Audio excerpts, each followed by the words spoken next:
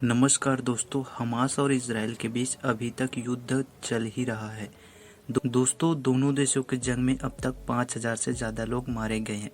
दोस्तों, कुछ रिपोर्टर की माने तो सुनने में आया है कि जिस दिन यानी कि 7 अक्टूबर को हमास ने इजराइल पर हमला किया, उस दिन हमास ने कैप्टागन ड्रग का इस्तेमाल किया था।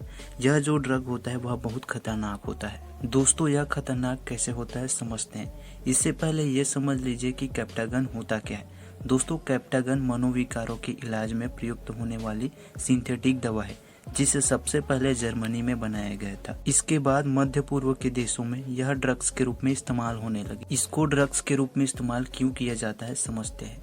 एक्चुअली होता क्या है कि कैप्टागन के सेवन से शरीर में तेजी से ऊर्जा का संचार होता है। इसके सेवन करने से थकान और नींद महसूस नहीं होती और भूख भी नहीं लगती। इन्हीं खासियतों के रूप में इस्तेमाल होने लगती है। कैप्टागन ड्रग्स का सीधा सा एग्जाम्पल आपने हमास को इजराइल पर क्रूर हमला करते देख ही लिया है। गाइस, 80 के दशक में सीरिया वार में विद्रोही लड़ाकों ने इसे ड्रग्स के रूप में इस्तेमाल किया था। 2015 में ISIS के आतंकियों ने इसका खूब इस्तेमाल किया। इसके बाद यह ड्रग्स दुनिया की चर्चा में आने लगी। तब दुनिया इस दवा को जानने लगा। अमेरिका सहित कई देशों ने इसे नशीली दवा मानते हुए इस पर प्रतिबंध लगा दिया है। 1980 में इस दवा का निर्माण यानी कि बनना बंद हो गया। हालांकि सीरिया जैसे देशों ने अवैध रूप से इसका उत्पादन कर रहे हैं अभी भी।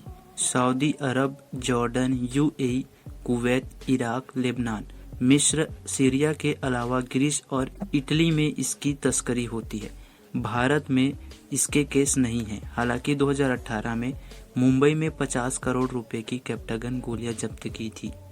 ये थी इनकी कहानी। दोस्तों, इनकी सेवन करने से हमारे शरीर को नुकसान भी होता है।